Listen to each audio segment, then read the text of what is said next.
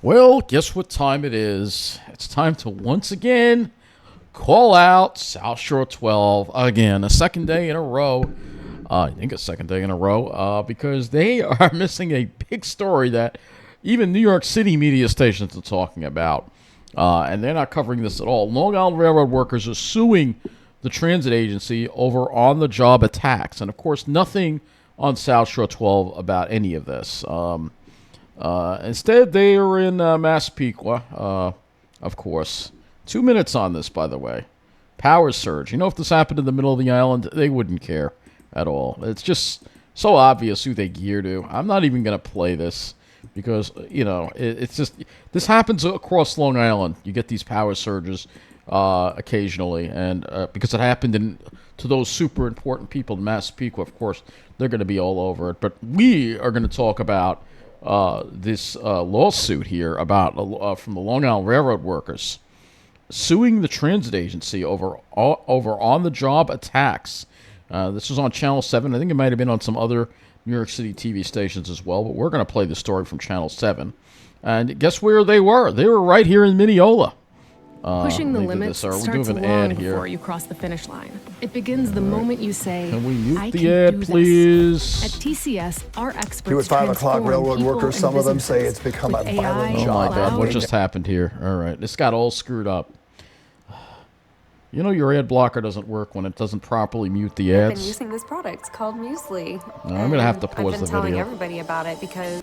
Sorry about that. Here at 5 o'clock, railroad workers, some of them say it's become a violent job and they never signed up for it. 7 current or former Long Island Railroad employees are suing, blaming the railroad for not protecting them from attacks by passengers. Eyewitness News reporter N.J. Burkett, live in Mineola, with the story for us. Newt. He's in Mineola. Note how oddly deserted it is there, too, by the way. This is around 6:20 p.m. I don't know, maybe where is everybody? I mean, this is the way it is here in Mineola. Right, Bill. The MTA says police patrols have been stepped up in recent months, but tonight critics say that's not nearly enough, that more needs to be done to protect the workers. Now, these lawsuits have been filed in federal court, seeking damages of up to $20 million. All right, that's the Babylon branch. It's become a dangerous job. That's Massapequa Park. Fares on the Long Island Railroad. Tonight, their union president says they're right. They don't want to pay the fare, and then when the conductor does his job or her job, that's when the confrontation begins, and it unfortunately leads into a physical assault. 6 LIRR conductors have filed lawsuits, along with a station cleaner, alleging that the railroad is not doing enough to protect them, that they're expected not just to collect the fare, but to enforce it. And they claim they were assaulted by riders who refused to pay. Their attorney is Philip Dinhofer. We've had some severe injuries. We have one person who lost his hearing. I had another person who suffered a traumatic brain injury from a blow to the face. Pretty bad stuff. And we had and you don't hear about this on the news at all. MTA officials are cracking down on fare evasion on the subways and on the commuter trains. By their own estimates, the agency loses roughly $700 million to fare evasion every year. But a spokesman says there are extensive safety protocols already in place, adding, quote, "If any employee finds themselves in a situation where they feel unsafe, they are encouraged to contact the MTA police for assistance." Transit union leaders say assaults against their members have increased in confrontations with riders at the end-of-line stations. Myron Pollock was stabbed after he says a rider stormed off his train at Utica Avenue. And many of these people have extensive criminal records. They shouldn't be out in the streets, but neither New York City nor New York State seems to be in any hurry to do anything about it. Anthony Simon spoke in solidarity at a transit union rally. If they want these trains running, if they want this system moving, it is going to be us that moves this system. It is going to be us that tells them what to do. He says better training will make workers safer. We have so many different conductors that did not come here with training on how to de-escalate a situation. So training is It's like the MTA is asking them to be police officers. That's what's going on, you know, and that they're not police officers. And the MTA is upset about the fact that they're losing money over people not paying the fare, and they're cracking down on employees who, I mean, they're not being paid to be police officers. All right? That's the thing. And we see these assaults going on now on the Long Island Railroad. It's not just the bus drivers getting attacked or the subway employees. It's also now happening on the Long Island Railroad. This is the lawlessness we have in Kathy Hochul's New York. And training is necessary, and we need to move forward on that. Anthony Simon tells me he will meet with MTA security officials in the coming days. Disturbing how training few and protocols, people he there are. says, will be at the top of the list. Live tonight, Mineola, Long Island. NJ Burkett. But I'm glad they were at Mineola. I'm glad that they were there, and not on the South Shore like the mirror. I felt alone. Yeah, this for a ad, long I time. just I don't know. remember The going ads home just trying keep to push showing it up on away. this site, so I have to shut it off. But we have another article because Newsday also did an article on this, and they had even where you could see the link here, and I was at the library and I was able to get a copy of it here and look at and read this to you because this has even more details on this than the Channel 7 story. This is a big deal. Crime is way up on the Long Island Railroad. 7 LIRR workers assaulted by passengers suing the railroad. So 7 current or former Long Island Railroad employees who they say were assaulted by train passengers are suing the LIRR, alleging the railroad's negligence, carelessness, and recklessness led them to being attacked. The federal lawsuits, filed by 6 train conductors and 1 station cleaner, each seek damages ranging from $2 million to $20 million and stem from 6 separate incidents between 2021 and 2023. The majority of the incidents grew out of disputes over collecting fares, according to Philip Dinhofer, the Rockville Center attorney representing the 5 men and 2 women suing the railroad. Of the 7 workers, 5 remain employed by the LIRR, 1 resigned, and 1 retired, according to the MTA. So, 7 current or former LIRR employees are suing. Most of the incidents cited in the lawsuits grew out of fare disputes between conductors and passengers. MTA leaders have said they are doing their part to protect workers and address crime and fare evasion in the transit system, but are hamstrung by lenient judges. The interactions between the uniformed train crews who are assigned to collect fares and the general public is risky to begin with, and the railroad is not doing enough to protect its employees, Dinhofer said in an interview on Thursday. Asked about the lawsuits, MTA spokesman Aaron Donovan said the Transit Authority will never compromise on employee safety. The agency has extensive safety protocols designed to protect employees and customers during active service in our 24/7 rail system. If any employee finds themselves in a situation where they feel unsafe, they are encouraged to contact the MTA police for assistance. Because it's interesting that I rarely ever see the MTA police, particularly on the main line. They seem to be on the Babylon branch a lot more, but we all know why that is. So, it says, injuries alleged. Dinhofer said that his client suffered injuries from the attacks, including brain trauma, nerve damage, hearing loss, and post-traumatic stress disorder. The plaintiffs include a female conductor who was pregnant when she was grabbed, sexually groped, and or assaulted and battered by a drunk male passenger while trying to collect his fare on board a train near Wyandanch. Why am I not surprised? Wyandanch.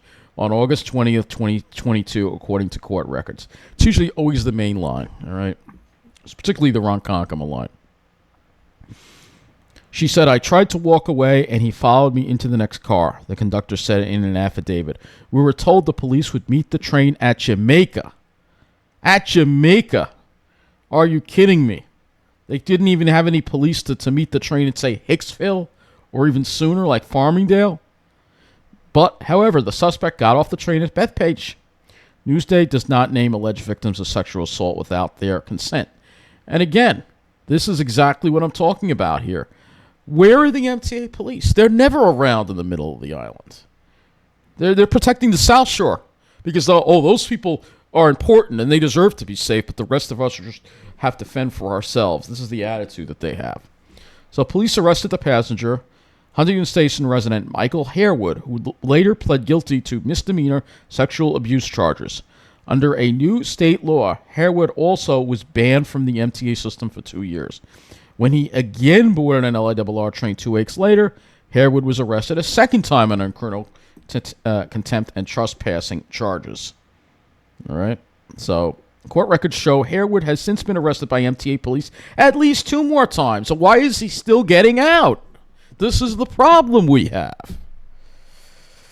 In legal filings, the conductor says she suffers from post-traumatic stress disorder, anxiety, depression, and other psychological injuries because of the incident. Her lawsuit seeks $12 million in damages from the LIRR.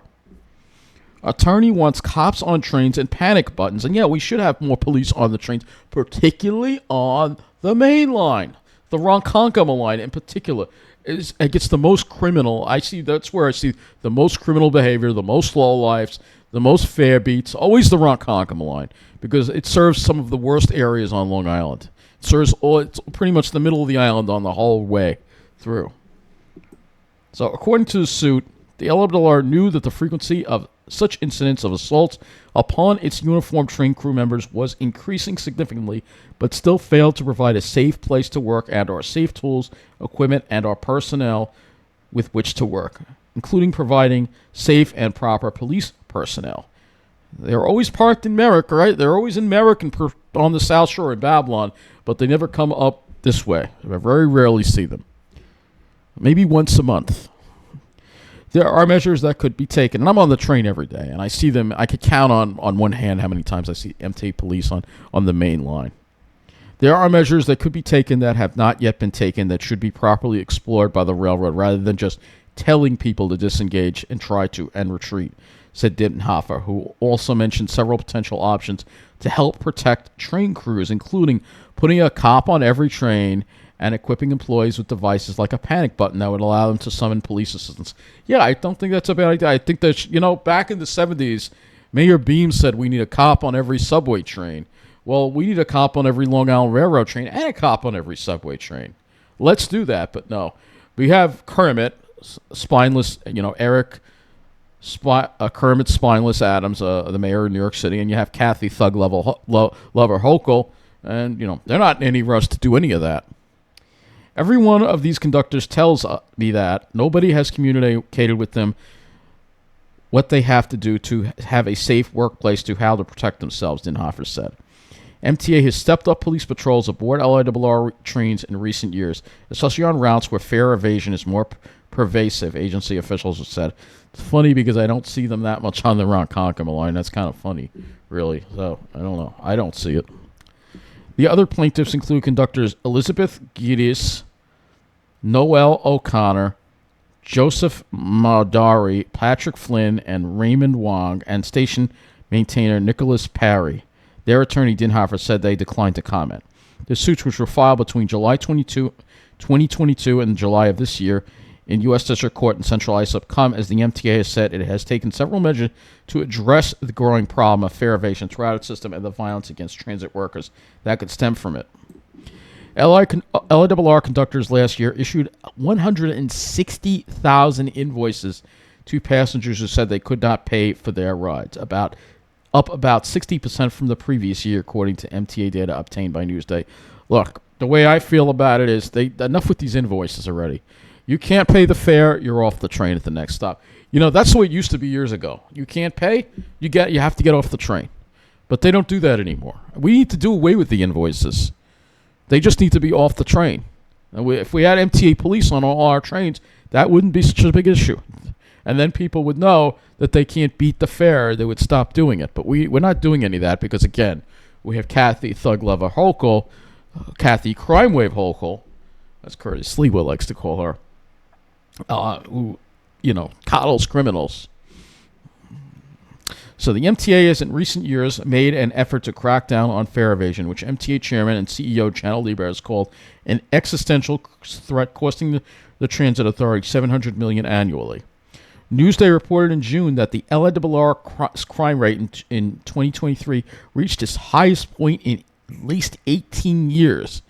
I love how they always tout, crime's down. Well, the middle of the island, and especially the Long Island Railroad, crime ain't down, it's up. And this includes an increase in assaults. Of the 45 assaults last year, 19 were against MTA employees, the Transit Authority has said. Through August of this year, there were 38 assaults on the LIRR, up from 28 during the same period last year, according to the MTA police statistics. MTA officials would not say how many assaults this year targeted LIRR workers. And I'm sure most of them were on the main line. Sorry about that. Let me find my place here. Addressing the lawsuits, Anthony Simon, who heads the union representing LIRR conductors and station cleaners, said the workers have the right to be made whole.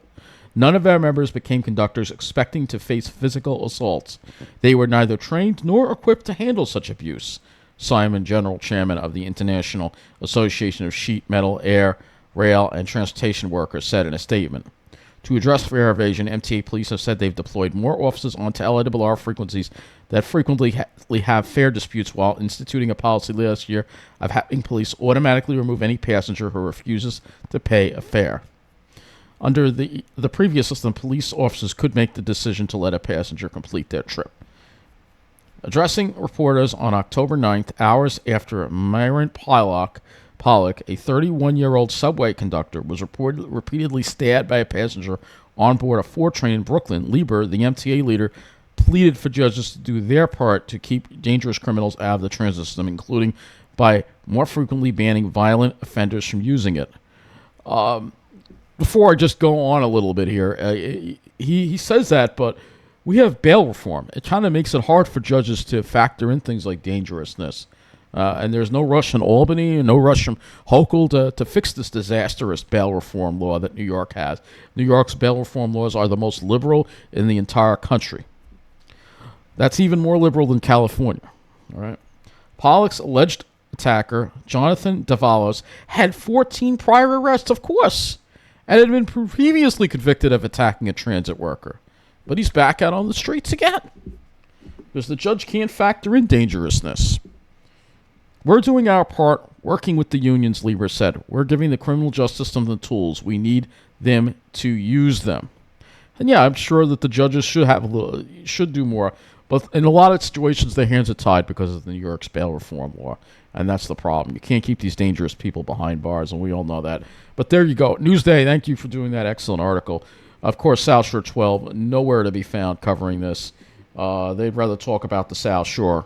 And they were all over the South Shore again. I mean, I'm not even going to play all this stuff for you because we all know who they gear to. And if you want to know who watches News 12, well, here you go. This is Massapequa for you. Dress it up, living it up. They're in their enclave. Crime, not an issue for them. While a lot of the workers on those trains that are about 15 miles to the north of this little enclave in Massapequa have to deal with probably not even 15 miles, 10 miles to the north. Maybe not even 10 miles, like 7 miles. Have to deal with a lot worse. And I'm sure a lot of conductors probably know that, and that's why they don't want to work the main line. Would not surprise me. So that's going to wrap things up. Thanks to the Newsday for covering this. Thanks to Channel 7 for covering this too. But shame on SouthShore12 again, showing that SouthShore12, they're not actually a news station.